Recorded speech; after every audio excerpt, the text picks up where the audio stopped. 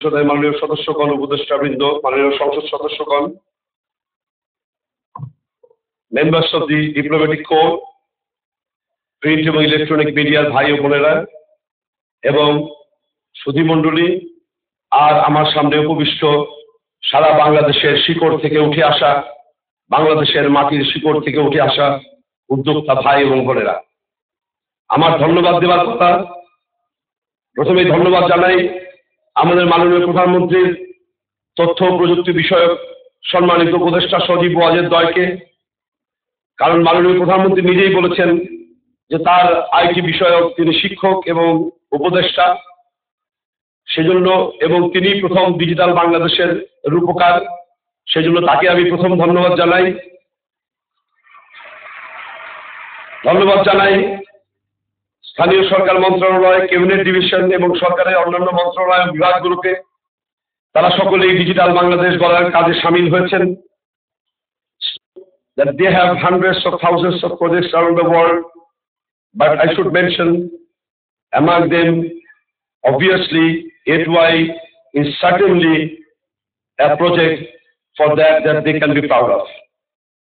ধন্যবাদ জানাই জেলা এবং উপজেলা প্রশাসনের সকল স্তরের আমার সহকর্মীদের, যাদের নিরলস প্রচেষ্টায় এই কাজ এগিয়ে চলেছে, এবং ধন্যবাদ জানাই আমার উদ্যোক্তা ভাই ও বোনদের, যারা বাংলাদেশের মাঠে ময়দানে পথে প্রান্তরে নিভৃত গ্রামে বসে মাননীয় প্রধানমন্ত্রীর তথ্য প্রযুক্তি নির্ভর আধুনিক ডিজিটাল বাংলাদেশ গড়ার যে অগ্রযাত্রা, সেই অগ্রযাত্রাকে এগিয়ে নিয়ে চলেছেন।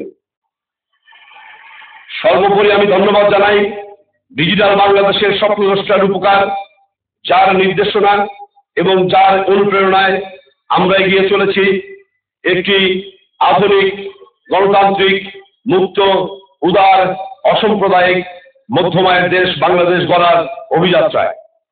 ভাই ও বোনেরা, তোমাদের উদ্দেশ্যে, উদ্যোক্তা ভাই বোনদের উদ্দেশ্যে দুটি কথা বলে আমার বক্তব্য শেষ করব।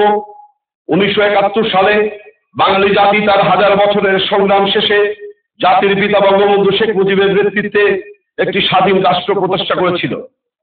জাতির পিতা যখন একটি যুদ্ধ বিধ্বস্ত দেশকে গড়ে তোলার জন্য সবাইকে নিয়ে নিরলস প্রচেষ্টায় রত ছিলেন, সেই সময় দেশি এবং বিদেশি চক্রান্তে তাকে হত্যা করা হয় এবং সেই সাথে বাংলাদেশের উল্টো পথে যাত্রা শুরু হয়। ভাই ও বোনেরা, এরই প্রেক্ষাপটে 1981 সালের 17ই মে আজকের মাননীয় প্রধানমন্ত্রী জাতির পিতার কন্যা এদেশে প্রত্যাবর্তন করেছিলেন। সেদিন প্রত্যক্ষদর্শী হিসেবে আমি উপস্থিত ছিলাম। সেদিন আমরা কেঁদেছিলাম, সেদিন তার চোখ দিয়ে অঝরে পানি ঝরেছিল, সেদিন বাংলাদেশের আকাশ কেঁদেছিল, অঝরে বৃষ্টি ঝরেছিল। সুধীবৃন্দ, সে সময়ে আমাদের কোনো লক্ষ্য ছিল না একটি দিকভ্রষ্ট জাতি, একটি জাতি তার লক্ষ্য আদর্শ কিছুই জানতেন না। এরই প্রেক্ষাপটে 2008 সালে মাননীয় প্রধানমন্ত্রী ভিশন 2021 ঘোষণা করেছেন, ডিজিটাল বাংলাদেশ গড়ার প্রত্যয় ব্যক্ত করেছেন। তাই আজকে আমি বলতে চাই, মাননীয় প্রধানমন্ত্রী আপনার সামনে উপবিষ্ট এই সমস্ত উদ্যোক্তা ভাই ও বোনেরা, আপনার স্বপ্ন পূরণের, জাতির পিতার স্বপ্ন পূরণের সৈনিকেরা ডিজিটাল বাংলাদেশ বিনির্মাণের মাধ্যমে আমরা জাতির পিতার এবং আপনার আরাধ্য স্বপ্ন পূরণ করব, এই প্রত্যয় ব্যক্ত করে সবাইকে এই আন্দোলনে সামিল হওয়ার আহ্বান জানিয়ে আমার বক্তব্য শেষ করছি। সবাইকে ধন্যবাদ জানাচ্ছি। ধন্যবাদ। সুধীমণ্ডলী, এখন বক্তব্য রাখবেন দিন বদলের সনদ তথা ডিজিটাল বাংলাদেশের রূপকার, এদেশের দরিদ্র মেহনতি মানুষের মুখে হাসি ফোটানো যার জীবনের মূল লক্ষ্য, তিনি গণপ্রজাতন্ত্রী বাংলাদেশ সরকারের মাননীয় প্রধানমন্ত্রী জননেত্রী শেখ হাসিনা। মাননীয় প্রধানমন্ত্রীকে তার বক্তব্য রাখার জন্য বিনীত অনুরোধ করছি। Ladies and gentlemen, now we will hear from our chief guest, the architect of the digital Bangladesh, the leader whose sole aim in life is to bring smile to the face of the poor and hardworking people of the country, our Honorable Prime Minister of the People's Republic of Bangladesh, Sheikh Hasina. Now I would like to request our Honorable Prime Minister to deliver her address.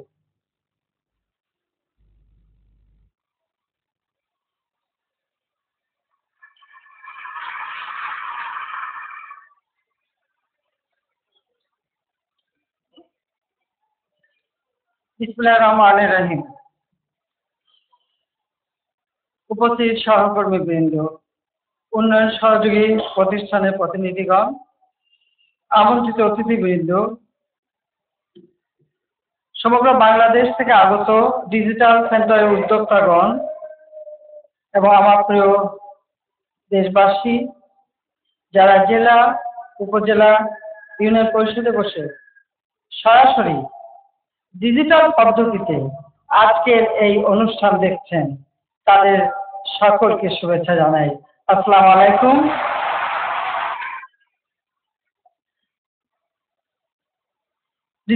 Digital centre উদ্যোক্তা সম্মেলনে আজকে যারা উপস্থিত সবাইকে আমি শুভেচ্ছা জানাচ্ছি।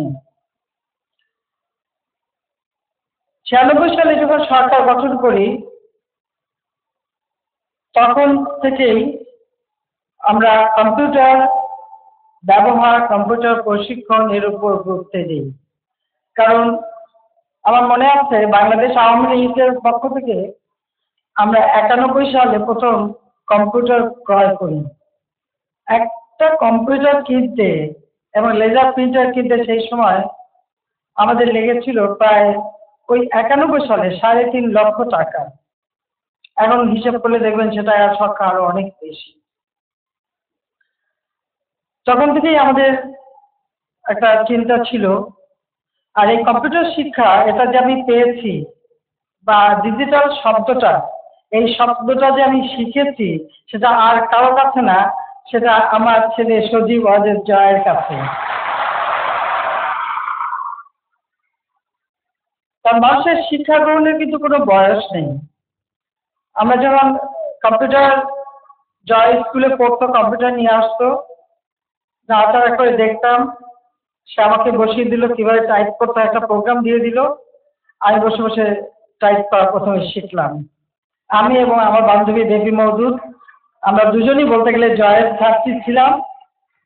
এরপর আমরা অ্যাপেল কিনলাম, সেখানে আমরা বাংলায় আমাদের অফিসের কাজ করার সাথে সাথে, পার্টির কাজের সাথে সাথে নিজেরা বসে বসে কম্পিউটার শিক্ষা নিতাম। 96 সালে যখন সরকার গঠন করলাম, তো তারই পরামর্শে আমাদের তখন মাননীয় অর্থমন্ত্রী ছিলেন কিবরিয়া সাহেব, যাকে 2005 সালে অত্যন্ত নির্মমভাবে বিএনপি গভর্নমেন্টের সময় গ্রেনেড মেরে হত্যা করা হয়েছিল, এটা আপনারা জানেন। এই কিবরিয়া সাহেবকে আমি বললাম যে এই কম্পিউটার থেকে আমাদের ট্যাক্স তুলে দিতে হবে, এটা সার্বজনীন করতে হবে এবং তাহলে মানুষ ব্যবহার করবে।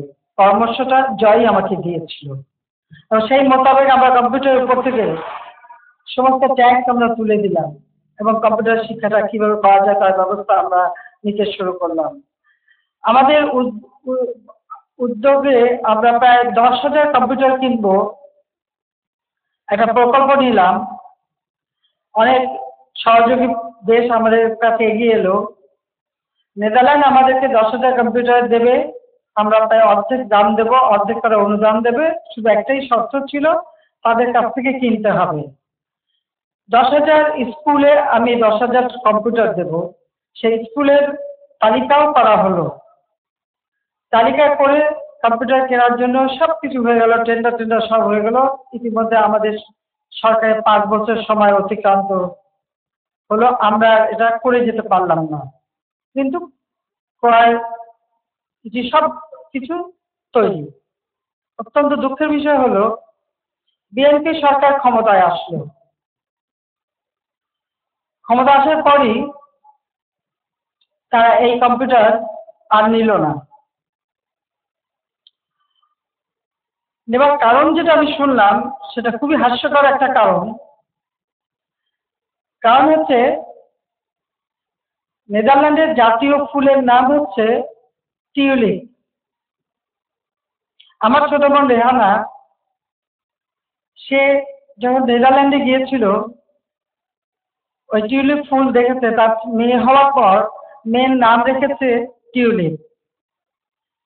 বিএনপি নেত্রীকে বোঝানো হলো যে এই টিউলিপ কোম্পানি নেদারল্যান্ডের কোম্পানি হলেও নিশ্চয়ই শেখ রেহানার কোনো ভাগ আছে, কিছু আছে, সেই জন্য টিউলিপ কোম্পানি থেকে এই কম্পিউটার নেওয়া যাবে না।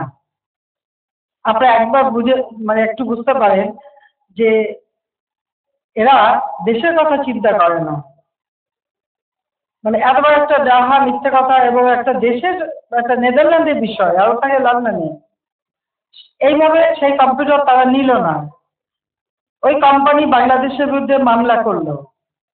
10,000 কম্পিউটার তো আমরা হারালামই, সাথে সাথে 32 কোটি টাকা বাংলাদেশ সেই কোম্পানিকে দিতে হলো ফাইন হিসেবে। এইভাবে দেশের ক্ষতি তারা করলো। 2008 সালে আমরা যখন সরকারে আসলাম, এসেই আমরা উদ্যোগ নিলাম যে এই যে নতুন নতুন প্রযুক্তি আসছে, আমাদের ছেলেমেয়েরা এই প্রযুক্তি শিক্ষা নেবে। 96 সালে 12টা বিজ্ঞান প্রযুক্তি বিশ্ববিদ্যালয় নির্মাণের প্রকল্প আমরা হাতে নিয়েছিলাম। 6টা আমরা নির্মাণ কাজ শুরু করেছিলাম, বাকি 6টা করা আমাদের উদ্যোগে ছিল। এভাবে প্রযুক্তি শিক্ষাকে আমরা গুরুত্ব দিয়েছিলাম। আমরা কিভাবে ইন্টারনেট সার্ভিস সারা বাংলাদেশে দেওয়া যায় তার জন্য পদক্ষেপ নিলাম। বাংলাদেশে তখন আপনারা জানেন যে ডিজিটাল টেলিফোন সিস্টেমও ছিল না, মনোলগ ছিল। আমরা এক এক উদ্যোগ নিলাম, একেবারে উপজেলা পর্যায়ে এবং ইউনিয়ন পর্যায় পর্যন্ত যাতে ডিজিটাল পদ্ধতি প্রবর্তন হয় আমরা কাজ শুরু করে দিয়েছিলাম। আমাদের সবসময় একটা ছিল যে নতুন নতুন প্রযুক্তি শিক্ষা দেওয়া এবং সেভাবে আমরা বিভিন্ন পদক্ষেপ নিই। 2008 সরকার আসার পর এবং আমাদের নির্বাচনী স্তরে ঘোষণা দিলাম যে বাংলাদেশকে আমরা ডিজিটাল বাংলাদেশ হিসেবে গড়ে তুলব, অর্থাৎ এই প্রযুক্তি মানুষের দোরগোড়ায় পৌঁছে দেব। একটা মোবাইল ফোন একটাই মাত্র কোম্পানি ছিল বিএনপির আমলে, কারণ ওই বিএনপির একজন মন্ত্রী, তিনি আবার পররাষ্ট্রমন্ত্রী ছিলেন, তার কোম্পানি ছিল। এই জন্য আপনি এটা আগেই শুনেছেন যে ওই একটা মাত্র কোম্পানি মোবাইল ফোন ধরলেও সেই 15-20 টাকা, পড়লেও 15-20 টাকা, এই অবস্থা ছিল। আমরা প্রথমে এসেই মোবাইল ফোনের উপর থেকে এই এমবার্গো তুলে দিয়ে বেসরকারি খাতে মোবাইল ফোন যাতে সকলে ব্যবহার করতে পারে, বেসরকারি খাতে এটা উন্মুক্ত করে দিলাম। কারণ যত বেশি প্রতিযোগিতা হবে মানুষ তত বেশি সুযোগ পাবে। এবং সারা বাংলাদেশে এমনকি পার্বত্য চট্টগ্রামে আপনারা জানেন যে মোবাইল ফোন সংযোগ ছিল না, আমরা এসে পার্বত্য চট্টগ্রামেও মোবাইল ফোন সংযোগ দেওয়ার ব্যবস্থা করলাম। এবং আজকে সেই প্রতিযোগিতা এসে মাত্র কয়েক পয়সায় আজকে পার মিনিট আপনারা কল চার্জ দিয়ে ফোনে কথা বলতে পারেন। আজকে হাতে হাতে মোবাইল ফোন সকলের ঘরে ঘরে হাতে হাতে আজকে চলে গেছে। 16 কোটি মানুষের দেশ আমাদের, 90 লাখের উপর মানুষ বিদেশে থাকে। তারপরে আজকে 11 কোটি সিম বাংলাদেশে মোবাইল ফোনের ব্যবহার হয়। এই প্রযুক্তি আজকে প্রত্যেক মানুষ ব্যবহার করতে পারছে এবং তার সুফল ভোগ করতে পারছে।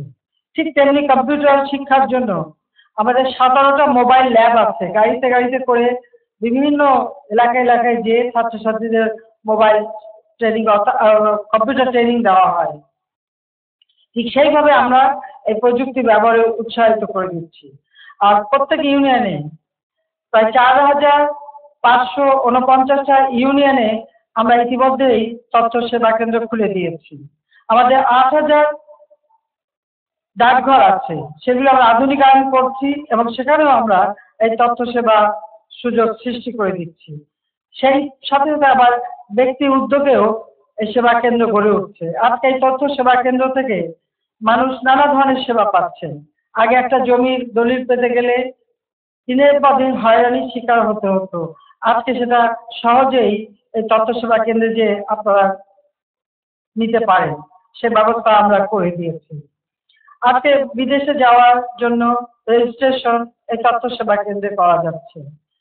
সব থেকে বড় কথা হলো বিদেশে আমাদের যে প্রবাসীরা থাকেন তারা এই সেবা কেন্দ্রে বসে আজকে তারা নিজের সেই প্রবাসে বসবাসরত আত্মীয় স্বজন, কারো ছেলে, কারো স্বামী, কারো আত্মীয় বা পিতা, তাদের সঙ্গে স্কাইপের মাধ্যমে কথা বলতে পারেন।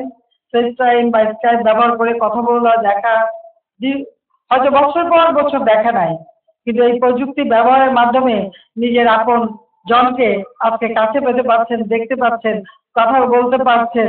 সেই সুযোগটাও সৃষ্টি করে দেওয়া হয়েছে, সেই সুযোগটা আমরা করে দিয়েছি এই তথ্য সেবা কেন্দ্রের মাধ্যমে। আমরা সেইভাবে আমাদের কৃষকরাও আজকে ব্যবহার করছে। আগে 4G মোবাইল ফোনের মাধ্যমে পেয়ে যাচ্ছে। আগে যেখানে দিনের পর দিন তাদের পড়ে থাকতে হতো, তারা সেটা পাচ্ছেন।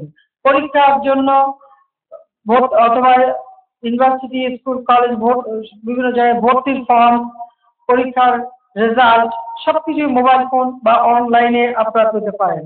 পাসপোর্ট, ভিসা সংক্রান্ত যাবতীয় তথ্য এবং অ্যাপ্লাই করা, সেটাও এই তথ্য কেন্দ্র থেকে আপনারা পেতে পারছেন। আমরা জাতীয় ই-কোষ থেকে তথ্য সংগ্রহ, কৃষি, শিক্ষা, স্বাস্থ্য বিভিন্ন বিষয়ে সেবা জনগণকে দিতে পারছি। আমাদের উপজেলায় যে স্বাস্থ্য কেন্দ্রগুলি আছে, উপজেলা আমরা যে হাসপাতালগুলি, প্রত্যেকটা হাসপাতালে ওয়েব ক্যামেরা দেওয়া হয়েছে। এই ওয়েব ক্যামেরার মাধ্যমে চিকিৎসা সেবা আরো উন্নত মানের দেয়া বা যে কোনো ধরনের চিকিৎসা সংক্রান্ত তথ্য সংগ্রহ করার একটা সুযোগ সৃষ্টি হয়েছে। আমরা সারা বাংলাদেশে আমাদের প্রায় 13,500 কমিউনিটি ক্লিনিক আছে, সেই সাথে আছে ইউনিয়ন স্বাস্থ্য কেন্দ্র, সব মিলে প্রায় 15,000-এর মতো স্বাস্থ্য সেবা কেন্দ্র আছে। প্রত্যেক সেবা কেন্দ্র থেকে দেশের মানুষ কিন্তু স্বাস্থ্য সেবা পাচ্ছেন এবং সেখানেও আমরা এই তথ্য প্রযুক্তি ব্যবহার করে তাদের নাম লিস্ট করে রাখা, তাদের চিকিৎসার ব্যবস্থা সবকিছু ব্যবস্থাপত্র এখানে আমরা দিয়ে দিচ্ছি। প্রত্যেকটা স্বাস্থ্য কেন্দ্রে আমরা ল্যাপটপ দিয়ে দিচ্ছি যাতে সেই সেবাটা তারা পেতে পারেন। বিদেশে চাকরি রেজিস্ট্রেশন, সেটাও তথ্য সেবা কেন্দ্রের মাধ্যমে, অর্থাৎ প্রায় 200-র মতো সেবা এই সকল তথ্য সেবা কেন্দ্র থেকে সাধারণ মানুষ পাচ্ছে। আমরা ডিজিটাল পদ্ধতি এত দ্রুত করে ফেলতে পারবো এটা অনেকে ভাবতেই পারেনি। আমি ধন্যবাদ জানাই যে আমরা যখন এই ডিজিটাল সমস্ত ইউনিয়নে নিয়ে যাই, তখন ইউএনডিপির যিনি ডাইরেক্টর হেলেন ক্লার্ক তিনি এসেছিলেন এখানে, এবং আপনারা জানেন যে আমি বাংলাদেশে, কিন্তু আমি কিন্তু ঢাকায় ছিলাম, কিন্তু হেলেন ক্লার্ক চলে গিয়েছিলেন ভোলার সেই চরপুকুরি বুকরি সেই ইউনিয়নে বসে। তার সঙ্গে আমি স্কাইপের মাধ্যমে কথা বলি, এই ডিজিটাল পদ্ধতিতে আমরা কিন্তু কথা বলি এবং ওই এলাকার মানুষের সাথে কথা বলে আমরা এই ইউনিয়ন তথ্য সেবা কেন্দ্র উদ্বোধন করেছিলাম। সেই জন্য তাকে আমি ধন্যবাদ জানাচ্ছি যে তিনি কষ্ট করে এসেছেন। আর সেই সুদূর ভোলা চর এলাকায় সেখানে যে তিনি আমার সাধারণ মানুষের কাছে চলে গেছেন। তিনি বাংলাদেশের একজন ভালো বন্ধু, আমি অবশ্যই সেটা বলবো। কিন্তু এভাবে আমরা মানুষকে যে সেবা দিচ্ছি, এ পর্যন্ত ইউনিয়ন ডিজিটাল সেন্টার থেকে 5 কোটি সেবা প্রদান করা হয়েছে এবং 7 কোটি অনলাইন জন্ম নিবন্ধন এবং বিদেশ গমনের 20 লক্ষ নারী পুরুষের অনলাইন নিবন্ধন করা হয়েছে। জন্ম নিবন্ধন এটা আগে আমাদের দেশে একরকম ছিল না বললেই চলে। আমরাই শুরু করেছিলাম সীমিত আকারে সেই 96 সালে। আজকে এটা প্রত্যেকটা ইউনিয়নে চলে গেছে এবং আমাদের এই যে ডিজিটাল সেন্টার ও তথ্য সেবা কেন্দ্র, সেখানে বসেই কিন্তু এই জন্ম নিবন্ধনটা হচ্ছে এবং এটা সেখানে জন্ম নিবন্ধনটা এই তথ্য সেবা কেন্দ্রেই হবে। অনেকেই হয়তো, আমি জানি অনেকের মাঝে এটা দ্বিধাদ্বন্দ্ব আছে।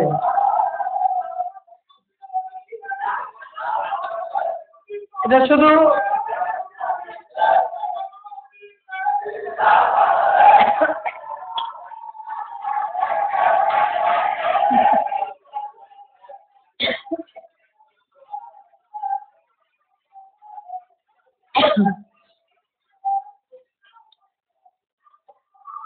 আমাদের যেমন স্বাস্থ্য কেন্দ্র আছে, সেখানে যাদের জন্ম নিচ্ছে তাদের নিবন্ধনটা সেখানে হলেও সারা দেশব্যাপী জন্ম নিবন্ধন এবং সেই সাথে মৃত্যু, কারণ আমাদের দেশে একটা হিসাব রাখা হয় জন্মের, কিন্তু কত মানুষ তখন মারা গেল সেই হিসাবটা কিন্তু রাখা হয় না।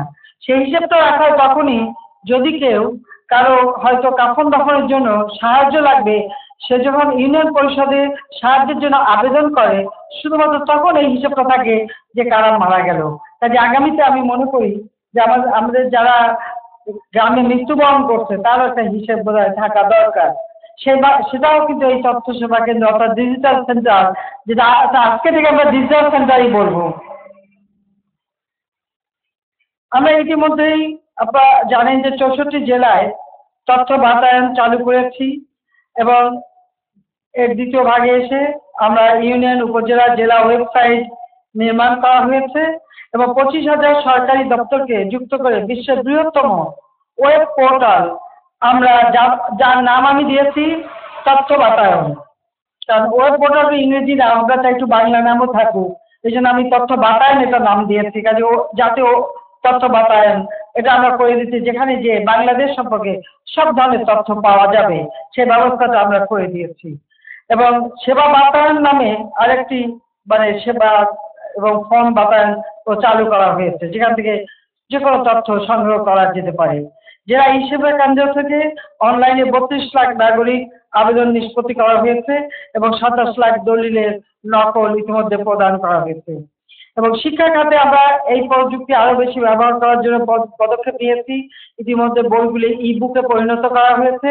সাথে সাথে আমাদের কোরআন শরীফ, পবিত্র কোরআন শরীফও আমরা কোরআন শরীফ করে দিয়েছি, যেখানে বাংলা আরবি লেখা আছে, আরবির বাংলা উচ্চারণ দেওয়া আছে, অর্থ দেওয়া আছে, ইংরেজি উচ্চারণ দেওয়া আছে, ইংরেজি অর্থ দেওয়া আছে। সেইভাবে আমরা ডিজিটাল কোরআন শরীফও করে দিয়েছি। আর বইগুলি আমরা করে দিয়েছি। কাজে আমরা এই ই-বুক পর্যায়ক্রমে একটা ডিজিটাল আর্কাইভে পরিণত করা হবে, যা শিক্ষক, ছাত্র, শিক্ষাক্রম, বিশেষজ্ঞ, নীতি নির্ধারক সকলেই এর প্রয়োজনীয় সহায়তা নিতে পারবেন। ইতিমধ্যে প্রায় 24,000 স্কুলে আমরা যেটা চেষ্টা করছি যে সেখানে মাল্টিমিডিয়া শ্রেণীকক্ষ তৈরি করা, সে প্রায় 23,500 হয়ে গেছে। আর যেটা বাকি আছে পর্যায়ক্রমিকভাবে প্রায় সকল স্কুলেই আমরা মাল্টিমিডিয়া ক্লাসরুম করে দেব, যেটা আমাদের ছেলে মেয়েরা প্রযুক্তির মাধ্যমে শিক্ষা গ্রহণ করবে। আমরা 29,000 শিক্ষককে এ পর্যন্ত ডিজিটাল কন্টেন্ট তৈরির প্রয়োজনীয় প্রশিক্ষণও দিয়েছি। অর্থাৎ এইভাবে আমরা বিভিন্ন সেবা দিয়ে যাচ্ছি। এখন আমাদের দেশে আমাদের সরকার পরিচালনায়ও এই প্রযুক্তি অত্যন্ত সহায়ক। আমি এটাই বলবো যে ইউনিয়ন থেকে যারা এসেছেন, আজকে পৃথিবীতে কিন্তু আপনাদের হাতের মুঠোয়। এক সময় বাংলাদেশ অনেক দুর্গম এলাকাও আছে, হয়তো মনে করতো যে পৃথিবীটা কি চিন্তই না, বা ঢাকা শহর পর্যন্ত চিন্তা করতে পারতো না। একজন শিক্ষক তার কোনো একটা সমস্যা হলে স্কুলে ছুটে আসতে হতো ঢাকায়, বা যে কোনো একটা চাকরির দরকার তো ছুটে আসতে হতো রাজধানীতে। এখন আর আসতে হয় না, ওই ইউনিয়নে বসেই সমস্ত তথ্য পেতে পারেন, সব ধরনের আবেদন করতে পারেন। সেই সুযোগটা করে দিয়েছি। পর্যায়ক্রমিকভাবে এটা আরো আমরা বৃদ্ধি করব, কারণ আমি জানি যে এটা বিশেষ করে যেহেতু সেবা বৃদ্ধি পেয়ে গেছে, ব্যবহার বৃদ্ধি পেয়ে গেছে, কাজে এখন ইন্টারনেটের যে স্পিড সেটা কিন্তু সময় উপযোগী না, এটাকে আরো বাড়াতে হবে। আমাদের দুর্ভাগ্য যে আমরা কাজ যেটা শুরু করেছিলাম 96-তে, সেটা আমরা কিন্তু শেষ করতে পারিনি। আমরা সাবমেরিন কেবল বসানো এবং বিভিন্ন উদ্যোগ নিয়েছিলাম, যেটা পরবর্তীতে অনেক সরকার পরিবর্তন হওয়ার ফলে সেটা পরিবর্তন হয়ে গিয়েছিল। এবারে অন্তত এটুকু বলবো যে 5ই জানুয়ারি নির্বাচনে জনগণ আমাদের যে ভোট দিয়েছে, আমরা যে আবার সরকার গঠন করে আমাদের উন্নয়নের ধারাবাহিকতা রক্ষা করতে পারছি, যে কারণে অনেক অসমাপ্ত কাজ আমরা এখন সমাপ্ত করতে পারছি এবং ভবিষ্যতে পারবো। আমরা ইতিমধ্যে ইন্টারনেট হাই স্পিড করার জন্য বিভিন্ন উদ্যোগ নিয়েছি, আপনারা জানেন, আরো নতুন সাবমেরিন কেবল বসানো। সেই সাথে সাথে আরেকটি প্রজেক্ট আমরা ইতিমধ্যে পাস করেছি। একদিকে আমরা পাস করে দিয়েছি যে আমরা একটা স্যাটেলাইট উৎক্ষেপণ করবো, যা বঙ্গবন্ধু স্যাটেলাইট নামে আমাদের নিজস্ব স্যাটেলাইট হবে বাংলাদেশে। এটা হলে পরে আমি মনে করি যে ইন্টারনেট ব্যবহার থেকে শুরু করে অন্যান্য যে কোনো ডিজিটাল সেবা আরো সহজ হয়ে যাবে, আরো ভালো স্পিড হবে, কাজে আরো প্রযুক্তি ব্যবহার বৃদ্ধি পাবে। কাজে ইতিমধ্যে আমরা এটা পাস করে দিয়েছি, এখন টেন্ডার করার প্রক্রিয়া চলছে, খুব দ্রুত এটার কাজ আমরা শুরু করতে পারবো।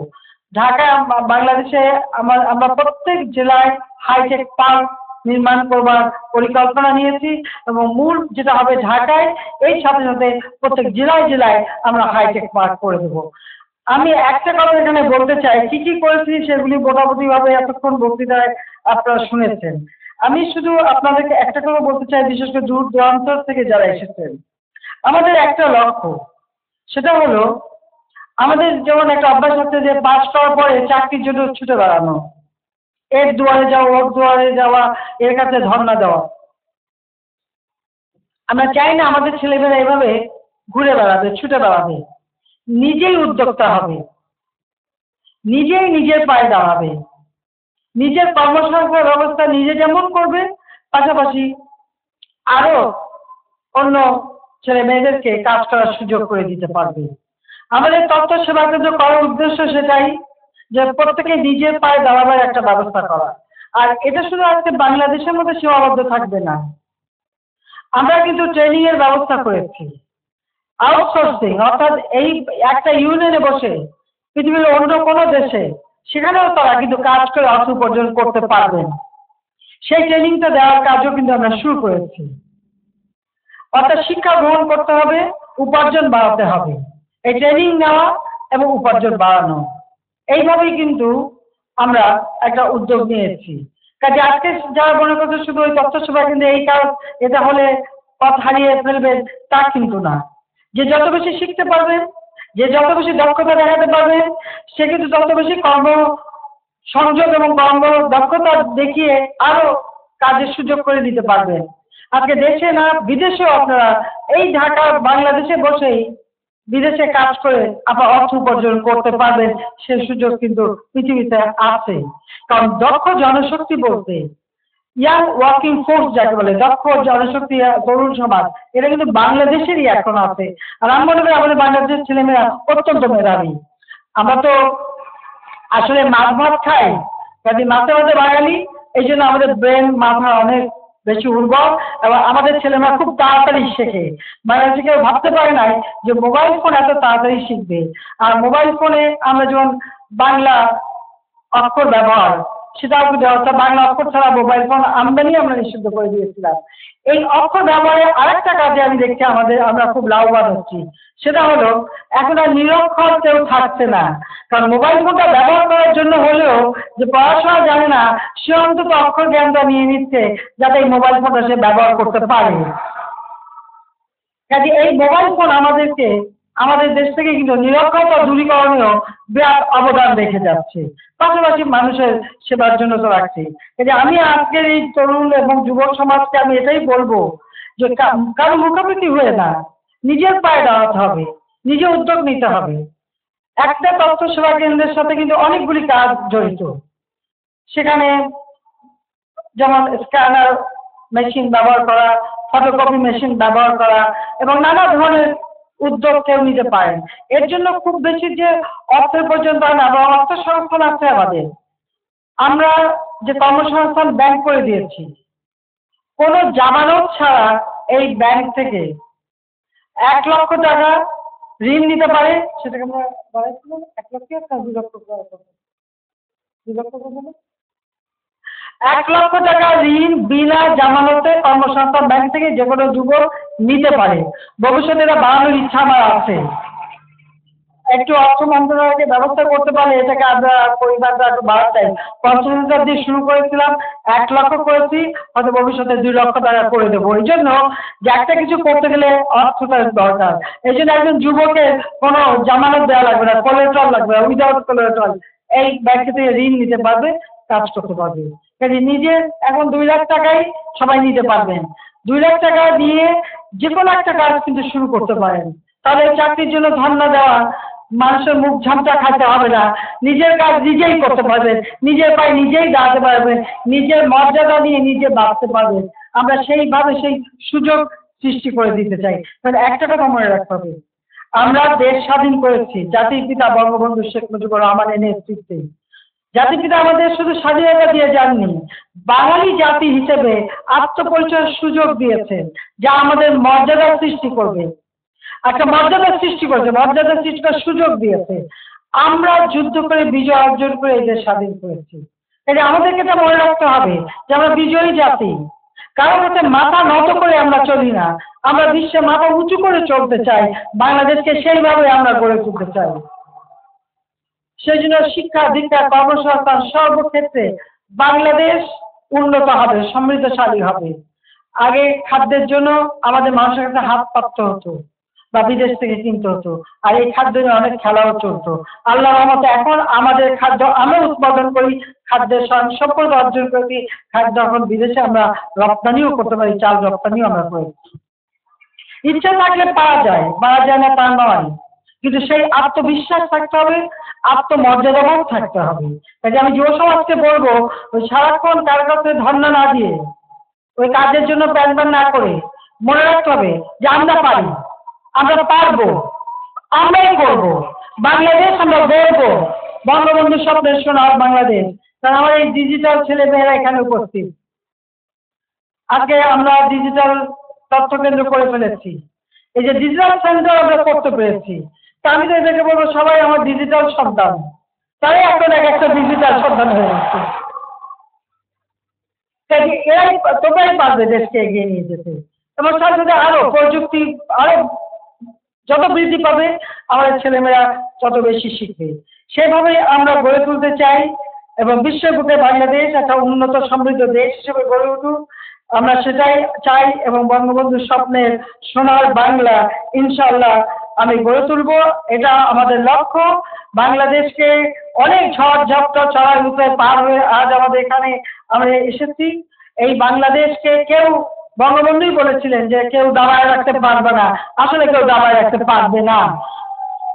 2021 সালের মধ্যে বাংলাদেশ হবে মধ্যমায়ের দেশ, ইনশাআল্লাহ 2021 লাগবে, তার আগেই আমরা করে ফেলতে পারবো, কারণ এটা তো আমার ডিজিটাল ছেলেমেয়েরাই করে ফেলবে। পাশাপাশি 2041 সালের মধ্যে বাংলাদেশ হবে উন্নত সমৃদ্ধ দেশ, দক্ষিণ এশিয়ায় এই বাংলাদেশ একটা উন্নত দেশ হিসেবে গড়ে উঠবে। সেই কামনা করে আমি সবাইকে ধন্যবাদ জানাচ্ছি। আচ্ছা, এখানে বোধহয় আমি এটা বলবো না, অনেকে মধ্যে একটা আতঙ্ক আছে, আমি জানি অনেক সময় মাঝে মাঝে কিছু কিছু করা হয়, সেটা হলো যারা এই তথ্য সেবা কেন্দ্রে কর্ম শুরু করেছে, এখন তাদের মাঝে একটা মানে বেশ কর্মদক্ষতা গড়ে উঠেছে এবং এটা ভালোভাবে চলছে। কোনো কিছু যখন ভালোভাবে চলে তখন কেউ কেউ আসেন কারো ছেলে, কারো শালা, কারো ভাগ্নে, কাউকে ঢুকাতে, আর যে উদ্যোক্তা তাকে তাড়াতে। এটা বোধহয় একটু আমাদের বাঙালি চরিত্রে রয়ে গেছে, এটা আমরা জানি। আসলে বঙ্গবন্ধু বলেছেন, বঙ্গবন্ধু আত্মজীবনী যদি পড়েন দেখবেন সেখানে তিনি বলেছেন পরশ্রী কাতরতা শব্দটা পৃথিবীর কোনো ভাষায় নাই একমাত্র বাংলা ভাষায় ছাড়া। অর্থাৎ পরের উন্নয়ন দেখলে, পরের মানে উন্নতি দেখলে একটু কাতরতা হয়ে যায়। তো আমাদের এটা হচ্ছে যে যারা উদ্যোক্তা, যারা প্রথম শুরু করেছেন এবং যারা আজকে সফলভাবে এই ডিজিটাল সেন্টারে কাজ করে যাচ্ছেন, তাদেরকে সরানোর জন্য অনেকেই উঠে পড়ে লেগেছে কিছু কিছু ক্ষেত্রে। কারণ আমি মাঝে মাঝে কিছু তথ্য পাই। আমি এটুকু বলতে পারি যে যারা উদ্যোক্তা, যারা কাজ শুরু করেছেন, তাদেরকে কেউ সরাতে পারবে না। কারো যদি করতে ইচ্ছে হয় নিজের উদ্যোগে আবার করুক, কিন্তু এই সেবা কেন্দ্রে যারা কাজ করে আজকে বাংলাদেশকে ডিজিটাল বাংলাদেশ গড়ে তোলা, যেটা হয়তো একসময় যখন শুরু করেছিলাম অনেকে ধারণা ছিল এটা কি করা সম্ভব, কিন্তু আজকে সেই অসম্ভবকে যারা সম্ভব করেছে তাদের স্থান অবশ্যই সেখানেই থাকবে, এটা কেউ সরাতে পারবে না। এ বিষয়ে আমি আমাদের যারা নির্বাচিত প্রতিনিধি, একেবারে ইউনিয়ন কাউন্সিলের মেম্বার চেয়ারম্যান থেকে শুরু করে উপজেলা কাউন্সিলের মেম্বার চেয়ারম্যান বা আমাদের জনপ্রতিনিধি বা আমাদের পৌরসভার যারা মেয়র এবং জনপ্রতিনিধি, প্রত্যেকে আমি এ ব্যাপারে সতর্ক করে দিতে চাই যে আমার এই ডিজিটাল সেন্টারে কোনো রকম কেউ যেন এখানে কোনো রকম যেন এই যে শিং দিয়ে গুতো করে ঢোকার চেষ্টা যেন না করে। যারা উদ্যোক্তা, যারা সফলতা দেখিয়েছে, তারাই এটা পরিচালনা করবে এবং নিজের পায়ে দাঁড়িয়ে চলতে হবে, সে কথাটা বলে আমি আবারও সবাইকে আমি ধন্যবাদ জানাই। আসলে আমার আসতে দেরি, আজ 2-3 দিন থেকে একটু মানে জ্বর এবং শরীরটা খারাপ, তবু আমি খুবই চেষ্টায় ছিলাম যে আমাকে যে কোনো এখানে এসে পৌঁছাতেই হবে, কারণ এই দূর দূরান্ত থেকে আমার ছেলে মেয়েরা এসেছে, তাদেরকে আমি দেখবো না যদিও ঘরে বসে আমি টেলিভিশন দেখছিলাম, তবুও তাদেরকে একটু দেখবো এটাই আমি চাচ্ছিলাম। কাজে আমি আসতে পেরে আল্লাহর কাছে শুকরিয়া আদায় করছি, এবং সবাই সুস্থ মতো যার যার নিজ এলাকায় ফিরে যেয়ে দেশের মানুষের জন্য, দেশের জন্য, মানুষের কল্যাণে সবাই নিবেদিত হয়ে কাজ করবেন, এবং বঙ্গবন্ধুর সোনার বাংলা গড়ার সোনার ছেলে আজকের এই ডিজিটাল ছেলে মেয়েরা। কাজে এই সোনার ছেলেদেরকে আমি শুভেচ্ছা জানিয়ে আমার বক্তব্য এখানেই শেষ করছি। জয় বাংলা, জয় বঙ্গবন্ধু, বাংলাদেশ চিরজীবী হোক। সুধী মণ্ডলী, মাননীয় প্রধানমন্ত্রীর বক্তব্যের মধ্য দিয়েই এই অধিবেশনের সমাপ্তি হলো। আমন্ত্রণ জানাচ্ছি সাংস্কৃতিক অনুষ্ঠান উপভোগ করার জন্য। আজকের অনুষ্ঠানে সঙ্গীত পরিবেশন করবেন জনপ্রিয় ব্যান্ড দল এলআরবি, সারা দেশের শ্রোতামণ্ডিত শিল্পী মমতাজ এবং শিল্পী সালমা। আপনাদের সাংস্কৃতিক অনুষ্ঠান উপভোগ করার আমন্ত্রণ জানিয়ে শেষ করছি। Dear guests, we are at the end of the first session. We would like to thank you for your presence and also inviting you to enjoy the next session for a cultural event. The cultural program will be presented by the popular band LRB and the Momtaz and Salma.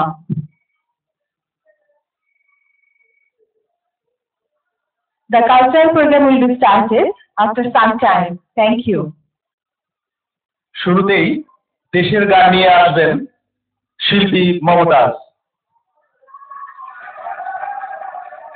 At first, Momtaz is coming with popular country music.